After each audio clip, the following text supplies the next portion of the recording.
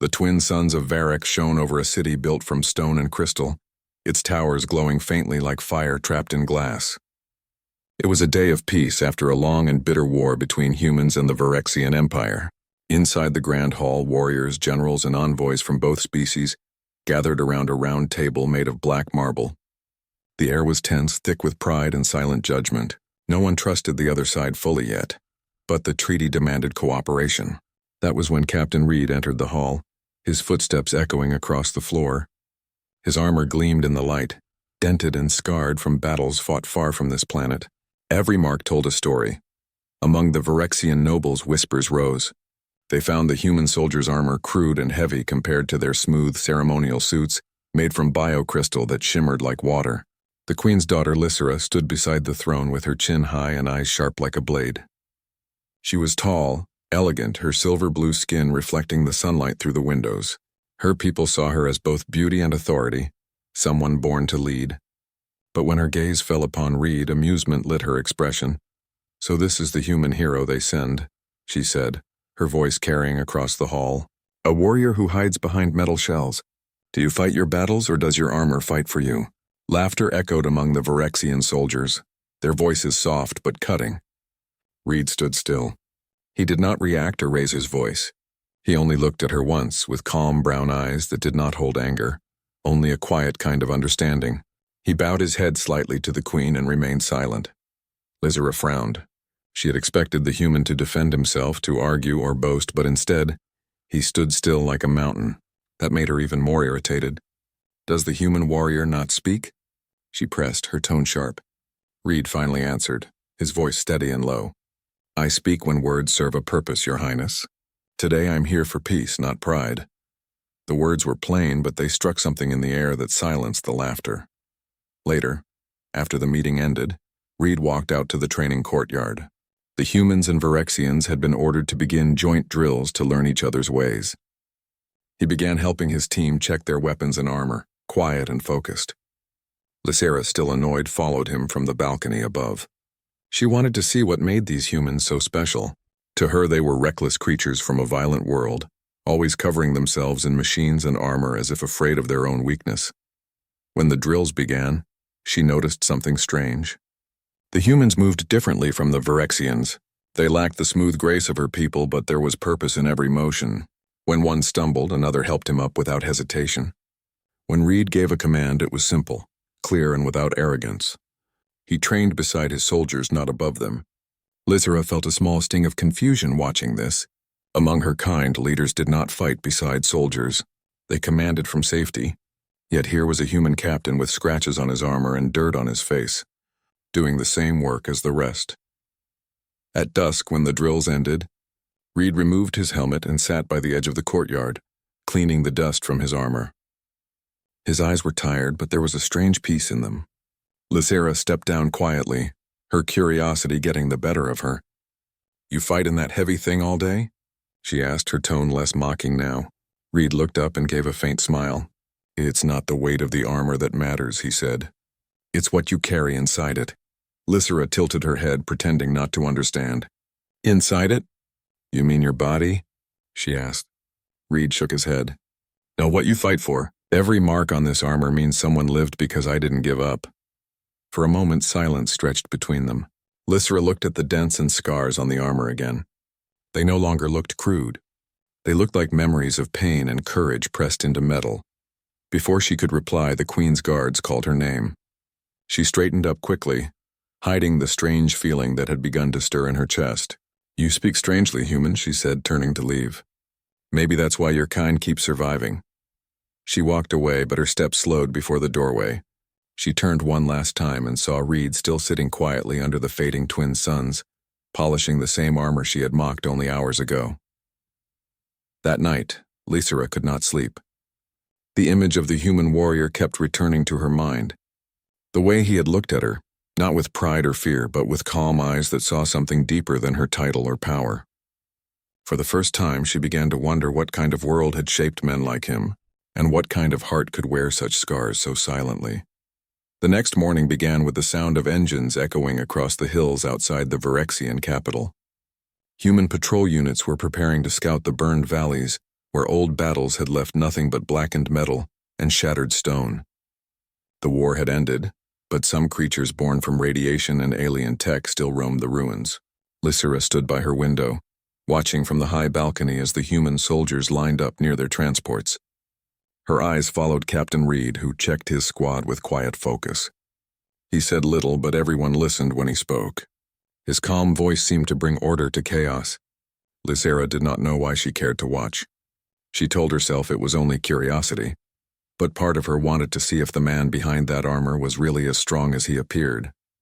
When the human convoy left, she called her guards and told them she would inspect the lower districts, but she ordered them to stay behind halfway, claiming she needed privacy.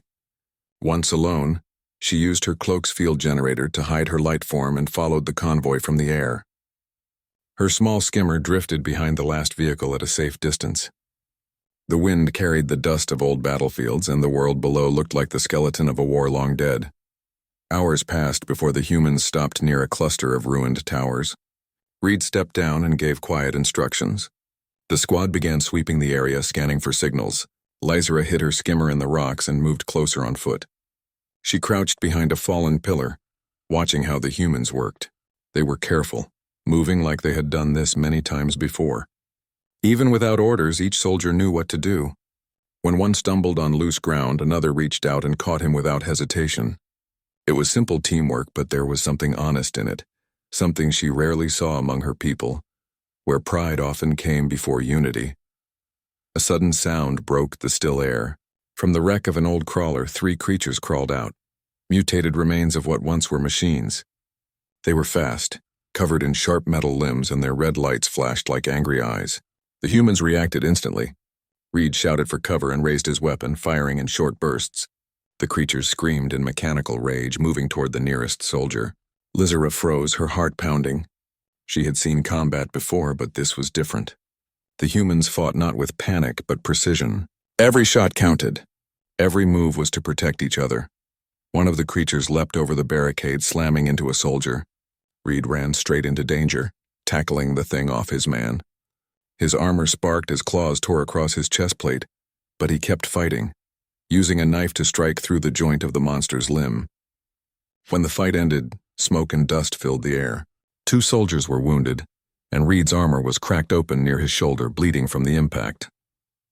But he stayed on his feet, helping the others before tending to himself. Lysera felt something twist inside her. She had mocked that armor once, laughed at its weight, but now she saw how it had taken the blows meant for others. Without it, the human would have been crushed. Slowly, she stepped out from behind the rock, forgetting she was supposed to be hidden. Reed turned sharply, his weapon ready, then lowered it when he recognized her shape. "Your Highness?" he said, surprised.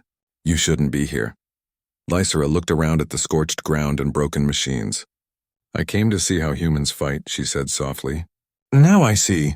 Her voice carried neither pride nor mockery. It was calm, almost uncertain. Reed sighed and sat on a fallen beam, removing his damaged helmet. "You should not follow soldiers into places like this," he said, his tone firm but not angry. "War looks simple from the safety of a hall. Out here it has teeth."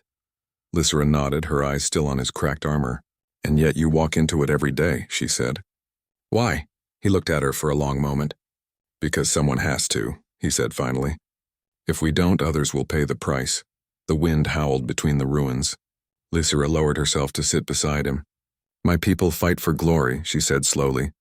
"You fight for something else. For others. Even for those who are not your own." Reed glanced at her, a faint smile on his tired face. "Maybe that's what makes us human," he said quietly. "We don't fight because we want to. We fight because we must." For a while they sat in silence. The sky above them turned red as the suns began to set. The rest of the human squad finished their checks and called for departure. Lysera watched as Reed stood and helped one of his soldiers climb back into the vehicle, even though his own shoulder was bleeding. There was no pride in his movements, no boasting, just a simple sense of duty. When the convoy left, Lysera walked back to her skimmer, feeling a strange weight in her chest. She had followed the humans to prove they were weak. Instead, she had seen something she could not explain, something that made her question everything she had believed about strength. That night, When she returned to the palace, she did not tell anyone where she had been. But her thoughts stayed on the human warrior. She could still see him standing among the smoke, armor broken, eyes steady, carrying his men through the storm. She realized then that perhaps the real armor was not made of metal, but of courage, sacrifice, and the will to keep going when no one else could. And for the first time in her life, Lysera, the proud daughter of the Phyrexian queen, felt humbled by a human. Days passed after the battle in the ruins. The human soldiers repaired their gear and continued working beside the Phyrexian guards. The air between the two races had changed. There was still tension, but there was also a quiet kind of respect. Lysera watched them often now, standing by the edge of the training field as the humans lifted heavy crates, tested weapons, and trained in small groups. Her eyes often searched for one figure among them, Captain Reed. He still wore his repaired armor, its surface burned and dented, but he moved with calm purpose. She had seen him bleed and still lead his men without fear. That image had stayed in her mind, stronger than any story told by her generals. One afternoon, the Queen announced a joint training session between the best of both forces. The humans would show their combat drills, and the Phyrexians would display their own precision and speed. Lysera stood beside her mother in the viewing hall, her gaze fixed on Reed as he stepped into the center of the arena. He looked unshaken, his expression serious but peaceful. When his soldiers moved, they followed his lead like a single body. There was no shouting, no chaos, and only quiet coordination. The Phyrexian audience whispered among themselves, surprised by the discipline of a species they once called savage. When it was the Phyrexians' turn, they moved with speed and grace. Their bodies were light and flexible, their movements beautiful to watch. After the exercise ended, Lysera's voice rose across the hall. "Captain Reed," she called. Her tone was calm but carried a challenge beneath it. The human turned toward her and stood still. "You fight well," she said, "but I still wonder what remains of a human when you take away that metal shell." The hall grew quiet.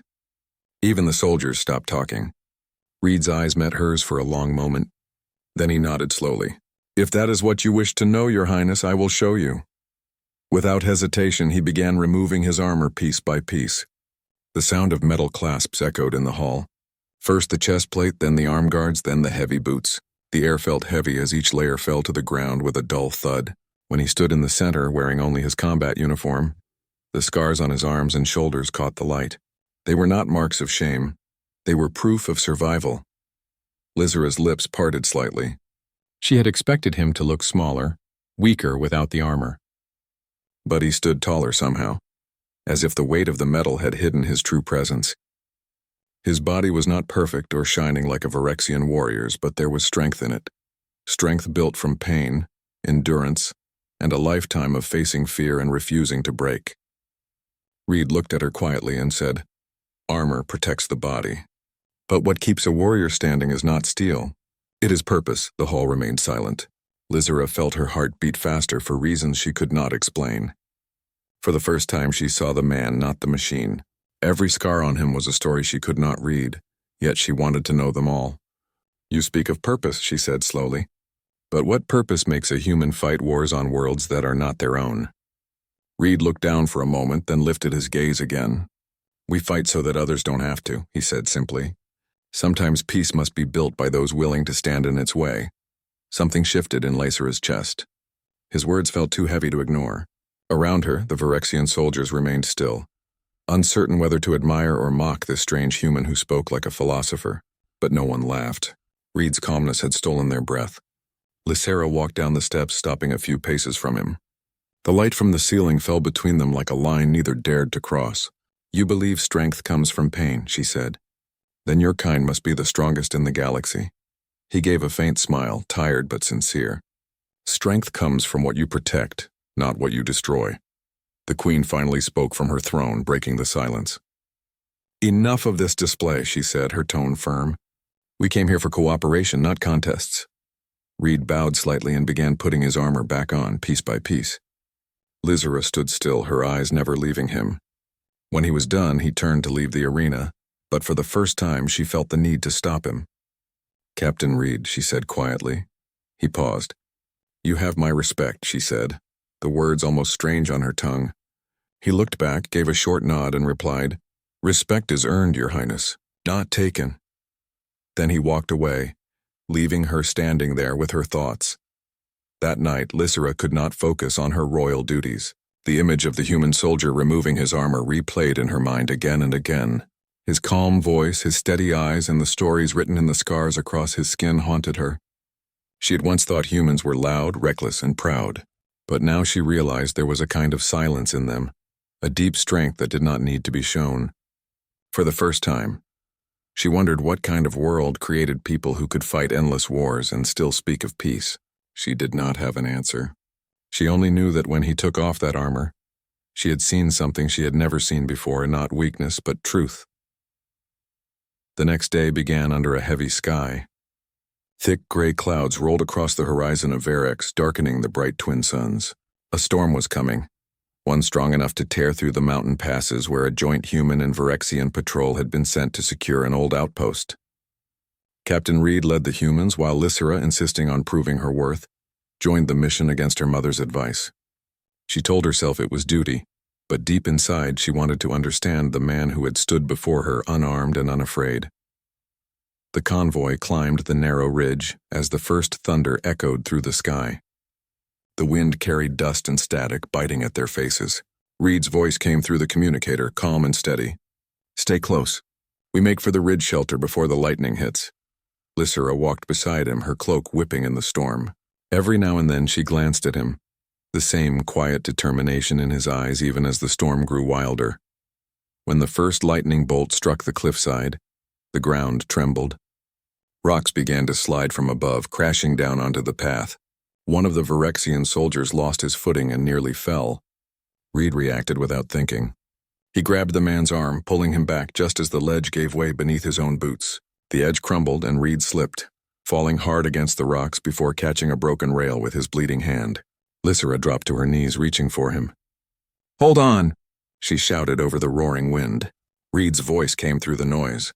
"Get to safety!" But she didn't move. Ignoring the others, she leaned forward, gripping his arm with both hands. Her strength was great, but the storm pushed against them like a living thing. Together they managed to pull him up, collapsing onto the ground as the wind howled around them. For a moment, neither spoke. Then Reed looked at her through the storm and said quietly, "You shouldn't have risked that." She caught her breath, her voice trembling but firm. "And you shouldn't have risked your life for him." The storm grew worse. Their communication signals began to fail, static cutting through every message. Reed looked toward the dark sky. "We can't go back," he said. "We take shelter in the ridge cave." He pointed toward a small hollow between the rocks ahead. The squad followed his lead, half blinded by rain and lightning. By the time they reached the cave, everyone was soaked and exhausted. The air inside was cold, smelling of wet stone. Reed checked each soldier, making sure none were hurt. Lysera sat by the entrance, watching him as he moved from one person to the next, checking wounds, securing equipment, and speaking with calm precision. His shoulder bled again where the armor had cracked days earlier, but he didn't stop. Finally, she spoke. "You lead as if you owe them your life," she said softly. Reed sat down beside her, setting his damaged helmet aside. "Maybe I do," he replied. "We don't survive alone. Not in storms like this." Lightning flashed outside, lighting up his face. She noticed how the calm never left his eyes, even when the world seemed ready to fall apart. "Your people," she said after a while. "They follow you without question." "Why?" He looked at her and smiled faintly. "Because I never asked them to go anywhere I wouldn't go myself." She thought about that, her mind quiet for a long moment. Among her kind, leaders gave commands from the rear, but this human fought beside his soldiers, bled beside them, and nearly died saving them. Suddenly, a loud crash echoed through the cave. The rear wall cracked open, revealing a narrow tunnel, and behind it, glowing shapes moved in the dark. The storm had driven a pack of cave beasts from their den. The creatures were fast, their eyes shining green. Reed raised his weapon instantly. "Positions," he ordered. The soldiers formed a line, but the lightning outside blinded their sensors. One of the beasts leapt through the air toward Lysera. Reed didn't hesitate. He ran forward and drove his blade into the creature mid-jump, pushing her out of the way. The impact knocked him to the ground. The creature screeched and died at his feet. Lysera's heart pounded. She had seen battle before, but not like this. Not a commander fighting in front of his troops. shielding others before himself. Together they held the line until the beast fled back into the darkness. When the last one was gone, Reed leaned against the wall, breathing hard, his arm bleeding again. Lysera stepped toward him, her expression unreadable. "You could have let me fight," she said quietly. "I had a weapon." He shook his head slowly. "Not while I can still stand," he said. The storm began to fade outside, the thunder rolling away into the distance. The squad settled, tired but alive. Lysera sat near the entrance again, staring at the fading light. She spoke without turning to him. "I mocked your armor once," she said. "I thought it made you weak. But I see now it only hides the truth. You are stronger than I ever imagined." Reed didn't answer. He simply looked at her, the ghost of a smile touching his lips before closing his eyes to rest. As dawn came, the sky cleared, and the light fell across the valley below. The air was quiet again, calm after the chaos. Lysera watched as the humans began to pack their gear, helping one another with tired hands. For the first time, she understood that their strength did not come from metal or weapons. It came from the way they refused to leave anyone behind, the way they stood for each other no matter how bad the storm became. She looked at Reed one last time before they began the long walk home. The man she once mocked now stood in her thoughts as the measure of what true courage meant. And though she would never admit it aloud, she carried his calm voice with her long after the storm had passed. The path down from the ridge was rough and broken. The storm had ended, but its damage remained. The rocks were sharp and wet. The air smelled of dust and smoke, and the mountains echoed with distant thunder. The human and Virexian squad moved slowly, tired but alive. Reed walked ahead, his armor cracked and covered in dirt. Lysera followed close behind, her steps quiet. Every few minutes she looked at him, her eyes drawn to the dark stains spreading down his arm. She had seen the wound before but said nothing, thinking he could handle it. Now she realized it was worse than she thought. When the group reached a narrow pass, Reed stumbled. He caught himself against the rocks, his breath sharp. Lysera hurried forward and caught his other arm. "You're hurt," she said quickly. He shook his head. "Just a scratch." But his face was pale and his steps grew slower with each minute. The soldiers noticed and gathered around. One of them reached for a med kit, but Reed waved him off. "Keep moving," he ordered. We reached the base before nightfall. The sun began to fade behind the mountains and cold winds returned. The path split into two directions, one long but safe, the other shorter but steep and unstable. Reed chose the shorter route. Lysera frowned. "That path is dangerous," she said. Reed looked at her with tired eyes. "So is delay," he said simply, and started forward. Halfway down the slope, the ground shifted. A sudden crack echoed through the rocks. The ledge gave way beneath Reed's feet. He tried to grab the edge but slipped down a few meters, crashing hard onto the lower rocks. Dust rose into the air as his squad shouted his name. Lysera's heart jumped. Without waiting, she slid down the slope after him. The soldiers called for her to stop, but she ignored them. When she reached him, Reed was lying still, his armor crushed on one side. His helmet was broken, his face scratched and pale. She knelt beside him, pressing her hand to his chest. He was breathing, but faintly. "Stay with me," she whispered. His eyes opened slowly, unfocused. "Report, is everyone safe?" he murmured. Even now, his first thought was not himself. Lysera's voice trembled. "They're fine." "You're not. You can't walk like this." He tried to sit up, but his strength failed. "You should leave me here," he said weakly. "The path is narrow." "I'll only slow you down." Lysera's eyes hardened. "You carried your men through storms and fire," she said. "Now it's my turn." Before he could protest, she lifted him carefully onto her shoulders. The Virexians were tall and strong, and though his weight was heavy, she did not stop. Each step sent pain through her legs, but she kept climbing. The soldiers watched in silence as she climbed the slope with the wounded captain on her back. The rain started again, soft but cold. She slipped once, scraping her knee, but did not let go. Reed tried to speak, but his voice was faint. "You don't have to." She cut him off. "Be quiet, human," she said softly. "I've mocked you enough for one lifetime." When they reached level ground, she laid him down under a large rock for shelter. The humans quickly gathered around, working to seal his wound. Lysera stayed beside him, pressing a piece of her cloak against his shoulder to stop the bleeding. His eyes opened again, meeting hers. "Why?" he whispered. "You could have left me." She looked at him for a moment, her expression unreadable. "Because I finally understand you," she said quietly. You fight so others live. That's why you're never afraid to fall. Hours passed as the medics worked. The night grew darker, and a single camp light flickered in the wind. Reed drifted in and out of consciousness. Sometimes he heard voices, human, Virexian, or maybe both. Every time he opened his eyes, Lysera was still there, sitting beside him, watching the mountains. When one of the soldiers offered to take her place, she refused. "He saved us all," she said. "He won't wake up alone." Near midnight, the rain stopped. The stars appeared between the clouds, shining faintly over the cold valley. Reed's breathing grew stronger. He whispered something, and Lysera leaned closer to hear. "You carried me." She smiled faintly. "Yes," she said. "Now we're even." He looked at her, his voice barely above a whisper. "You're not like the others," he said. "You see what's beneath the armor now." She nodded. "And it's nothing I expected," she said softly. "You wear pain like a crown and call it duty." The silence that followed was peaceful. In that quiet night, the human captain and the alien princess sat side by side, no longer enemies or strangers. Around them, the soldiers rested, their guards down for the first time in days. The storm had passed, but something deeper had changed between them. Something neither could name. When dawn came, the first light touched the mountains, painting them gold. The convoy prepared to move again.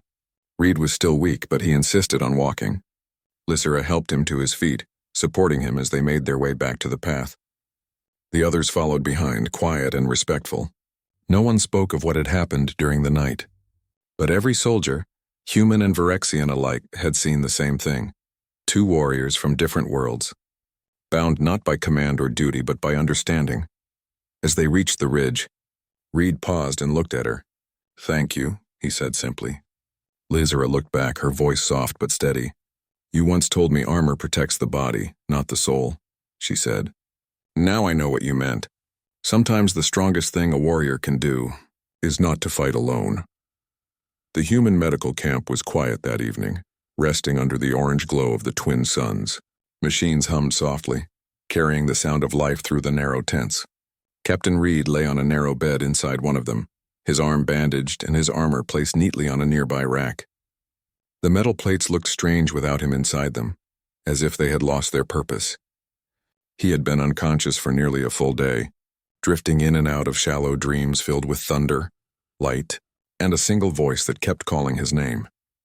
When Reed finally opened his eyes, he saw the white fabric ceiling above him and the faint shadow of someone sitting nearby. It took a moment for his eyes to adjust, and when they did, he saw Lysera.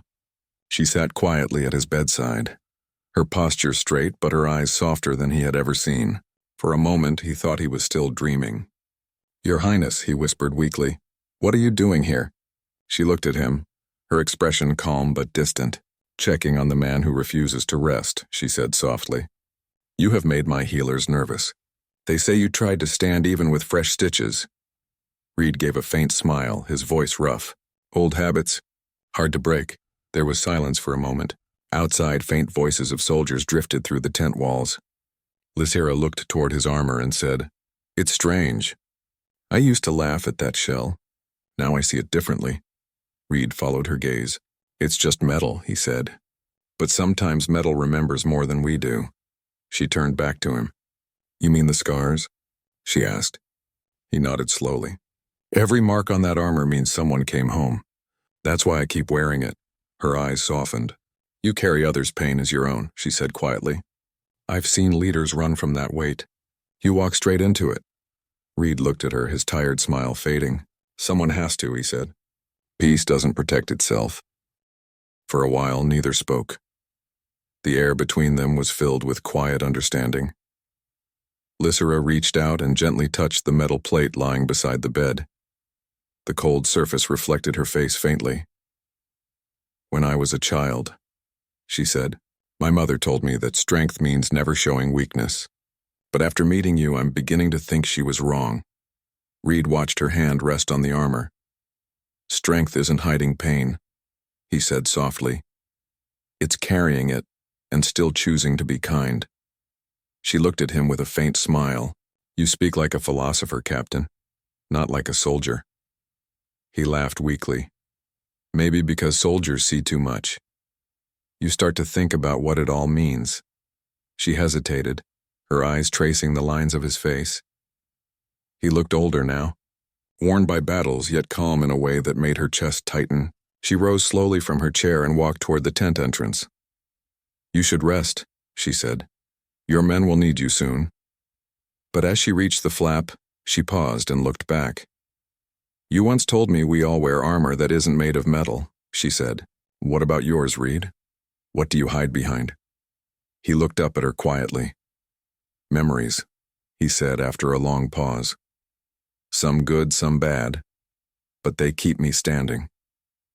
Lysera's eyes held his for a moment longer before she nodded and left the tent. The air outside was cool and quiet. She walked past the human soldiers who saluted her respectfully. She did not answer them. Her mind was elsewhere. Every word he had said echoed in her thoughts. The human warrior she once mocked had become something far greater in her eyes. He had become a reflection of everything she wished her people could be: humble, loyal, and unbroken. Later that night, when the camp grew silent, Lysera found herself walking back toward his tent again without meaning to. The stars above were bright, and the soft wind carried the smell of smoke and earth. When she reached the tent, she saw Reed awake again, sitting up slowly, his right arm still wrapped in bandages. He looked at her and smiled faintly. "Couldn't sleep either?" he asked. She stepped inside, folding her hands behind her back. "Not tonight," she said quietly. "Your words stay in my head." He chuckled softly. "I didn't mean to trouble royalty." She shook her head. "You've changed how I see my own people. We built our pride on victory, but you've built yours on sacrifice. I thought humans fought for power. Now I see you fight for each other." Reed looked down at the ground, then back at her. "And you came all this way to learn that?" he asked. She smiled faintly. "No," she said. "I came because I wanted to understand why you never stop, even when it costs you everything." He didn't answer at first, then he said quietly, "Because if I stop, someone else will fall, that's all it is." Lysera looked at him for a long moment, then stepped closer. "You're not what I expected, Captain Reed," she said. "You wear your pain like it belongs to everyone else, and yet, somehow you look at this world with hope." He gave a small nod. "Maybe hope is the last armor we have left." Her voice softened. "Then keep wearing it. The galaxy needs men like you." She turned to leave once more, but this time her steps were slow and shining faintly in the sunlight. Beside her stood Lysera, tall and composed, dressed in ceremonial robes of deep silver. No one could see the thoughts racing behind her calm expression. For days her heart had been restless. She had seen humans bleed, fight, and rise again when others would have fallen. And in that single man, the quiet soldier standing in the corner, she had seen something she had never found in her own people. The ceremony began with the reading of the treaty. The words spoke of peace, unity, and shared defense. It was long, filled with formal promises, but Reed listened carefully to every line. He had fought for this moment, not for medals or fame, but so his people could finally lay down their weapons. When the last words were spoken, the Queen rose and called for the signing. Her voice carried across the hall. "Let this day mark the end of war and the beginning of trust." Reed stepped forward, removing his helmet as he approached the table. The light caught the scars across his face, faint but visible. He looked tired, older than his years, yet his presence was calm and unwavering. When he placed his hand upon the treaty, the sound of applause rose from the human delegation. The Virexians followed more slowly, unsure but respectful. The sound echoed through the great hall like thunder fading after a long storm. Lysera stood still, her gaze fixed on him. She could not hear the words around her anymore. All she saw was the man who had walked through storms, fought monsters, and refused to give up when even she had lost hope. Her throat tightened, and for the first time in her life, she felt pride not for her crown, but for what he had taught her about strength. When the Queen turned to address the crowd, she said, "Our worlds have shed much blood, but today, a human stands as proof that courage and honor are not bound by species. Let no one forget what this man has done for both sides. She motioned for Reed to step forward again. He hesitated, then obeyed. The Queen extended her hand, and before all gathered eyes, she said, "Captain Reed of Earth, from this day, you are a friend of Varric's." The hall erupted in cheers, but Lysera's eyes shimmered with emotion she could not name. When the sound died down, she took a small step forward, her voice steady but filled with quiet feeling. "Your Majesty," she said, addressing her mother, "with your permission, I would speak." The Queen nodded. Lysera turned toward Reed. Her silver eyes met his brown ones across the distance. "When I first saw this man," she began, "I saw only a soldier covered in steel. I mocked him for hiding behind it. I thought it was fear that made humans wear armor. But I was wrong." The hall grew silent again. Even the air seemed to pause. Lysera continued, her voice soft but strong. "I have seen him fight when he could have run. I have seen him fall and rise again. I have seen him bleed for those not his own. He taught me that true armor is not made of metal. It is made of heart. It is made of the strength to stand for others, even when you stand alone." Every word carried through the hall, reaching even those who had doubted the peace. Reed lowered his head slightly, humbled by her words. The Queen smiled faintly, pride flickering in her eyes. "Then speak for your people, daughter," she said. Lysera turned to face the crowd. "The Varexian Empire honors this man and all who fight as he does. From this day, no human shall be called primitive or weak in our lands. They have earned their place beside us." The sound of applause returned, louder this time, shaking the chamber. Reed stood frozen for a moment, unsure what to say. He wasn't used to grand speeches or royal praise. Finally, he stepped closer to her, stopping just a few feet away. "Your Highness," he said quietly, his voice steady but warm. "I didn't fight for honor. I fought so no one else would have to. But if this peace holds, then every scar was worth it." Lysera looked at him and smiled, a small, genuine smile that reached her eyes. "Then may your scars remind us all why peace must never be broken," she said softly. As the ceremony ended, people began to leave, talking in hushed tones about what they had witnessed. Reed stood alone for a moment in the empty hall, looking out at the banners of two worlds hanging side by side. Lysera walked toward him, her steps light against the marble floor. "You'll be returning to Earth soon," she said quietly. "Your mission here is over." He nodded. "That's the plan." She looked away for a moment, then back at him. "Then take this," she said, handing him a small piece of her ceremonial sash, the symbol of her house. "So you don't forget that even far from your world, you have allies." Reed accepted it with a quiet nod. "I won't forget," he said. For a moment they stood together in silence. No words could fill what passed between them, a bond forged in storms, battles, and the quiet moments between duty and honor. Finally, Lysera said softly, "You showed me what kind of armor truly matters." Reed smiled faintly. "And you reminded me why we wear it in the first place." As he turned to leave, the sunlight caught his armor one last time. The metal gleamed not as a weapon of war, but as a symbol of what it had taken to earn peace. Lysera watched him go until he disappeared beyond the great doors. Then she looked toward the human flag beside her own and whispered, almost to herself, "May the stars remember the day a man of Earth taught us all what it means to be strong."